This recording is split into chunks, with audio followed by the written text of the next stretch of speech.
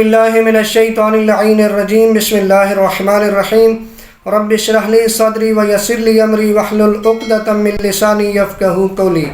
ناظرین محترم السلام علیکم ورحمۃ اللہ وبرکاتہ۔ ناظرین محترم، فقہی مسائل کے دروس کا سلسلہ جاری ہے۔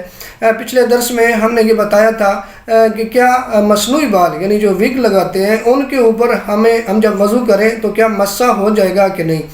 تو ہم نے آیت اللہ العظمیٰ سید علی خامنہئی مدظ اللہ العالی کا جو ہے ایک سوال جو ان پہ ہوا اس کا جواب آپ تک شیئر کیا کہ جو ہے اگر وہ اس سے بال ہٹانا، جلد سے بال ہٹانا ممکن نہ ہو تو پھر آپ اوپر کر سکتے ہیں، وگرنہ اس بالوں پہ یعنی مصنوعی بالوں پہ مسح نہیں کیا جا سکتا۔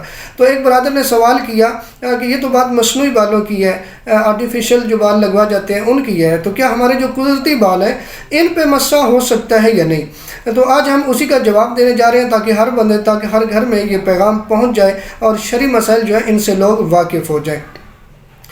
تو یہ جو ہمارے قدرتی بال ہوتے ہیں یہ اگر اتنے لمبے ہیں کہ ادھر والے بال جو ہیں وہ اس سائڈ پہ آ جاتے ہیں یا ادھر والے بال آپ کے چہرے پہ آ جاتے ہیں تو پھر سر کا مسح آپ کریں گے تو آپ کا سر کا مسح جو ہے بالوں پہ نہیں ہو سکے گا۔ آپ یا مانگ نکالیں گے، مانگ نکال کے تو اس کے اندر جلد کے اوپر جو ہے مسح کریں گے۔ لیکن اگر اتنے بڑے بال نہیں ہیں، بال چھوٹے ہیں، تو پھر جو ہے آپ مسح کریں گے تو آپ کا مسح جو ہے وضو میں وہ بالوں پر بھی مسح ہو جائے گا۔